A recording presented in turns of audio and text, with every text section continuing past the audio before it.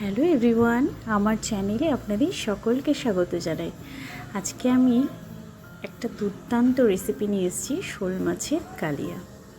তো চলুন রেসিপিটা শুরু করা যাক। আমার চ্যানেলের ভিডিও যদি ভালো লেগে থাকে লাইক কমেন্ট সাবস্ক্রাইব করবেন। মাছগুলোকে কিন্তু আমি বাজার থেকে একদম ছোট ছোট টুকরো করে কেটে নিয়ে এসেছি।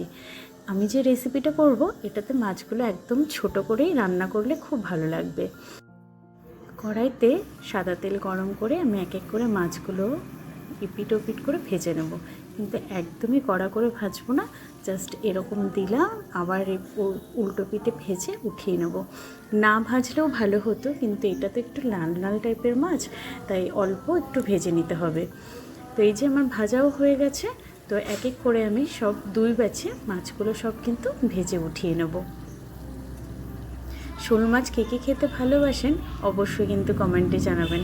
আপনাদের কমেন্টে কিন্তু আমার এই রান্নার রেসিপিগুলো করতে আরও বেশি ভালো লাগে। তো সেই একই তেলে আমি আবার 2 চামচ মতো সর্ষের তেল দিয়েছি।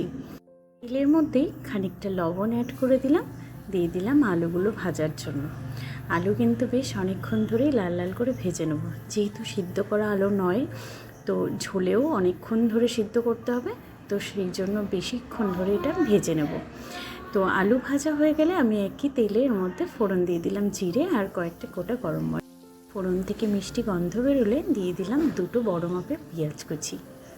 তো পেঁয়াজটাও কিন্তু খুব ভালো করে ভেজে নেব। সামান্য মিষ্টি অ্যাড করব, এটা কিন্তু স্বাদের মিষ্টির জন্য নয়। এই পেঁয়াজ কুচি ভাজার সময় আমি কিন্তু এখানটায় সামান্য চিনি অ্যাড করব। চিনিটাকে কিন্তু স্বাদটা মিষ্টি হবে না, রান্নার রঙটা খুব ভালো আসবে। তো যাই হোক, আমি এখানটায় পেঁয়াজটা ভাজা হয়ে গেলে এখানে একটা বড় সাইজের পেঁয়াজ আর 7-8টা মতো রসুন আমি একসাথে কিন্তু বেটে নিয়েছিলাম।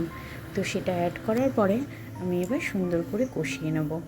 এখানে দিলাম সামান্য হলুদ। এখনও কিন্তু আমি এখানটায় লবণ অ্যাড করিনি, লবণটা আমি পরে অ্যাড করব। দিয়ে দিলাম সামান্য রঙের জন্য লাল লঙ্কার গুঁড়ো, এটা কিন্তু কাশ্মীরি লাল লঙ্কার গুঁড়ো। তো এই মশলা যত ভালোভাবে আপনি কষাবেন ডিমে আছে, তত কিন্তু রান্নার স্বাদটা কিন্তু পাল্টে দেবে। দিয়ে দিলাম এখানে বড় মাপের একটা টমেটোর কুচি, দিয়ে সব একসাথে এবার খুব সুন্দর করে কষিয়ে নেব।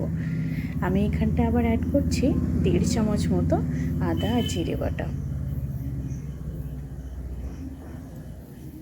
যত রান্নার মশলাগুলো ভালো করে কষাবেন তত কিন্তু রান্নার স্বাদটাও বাড়বে।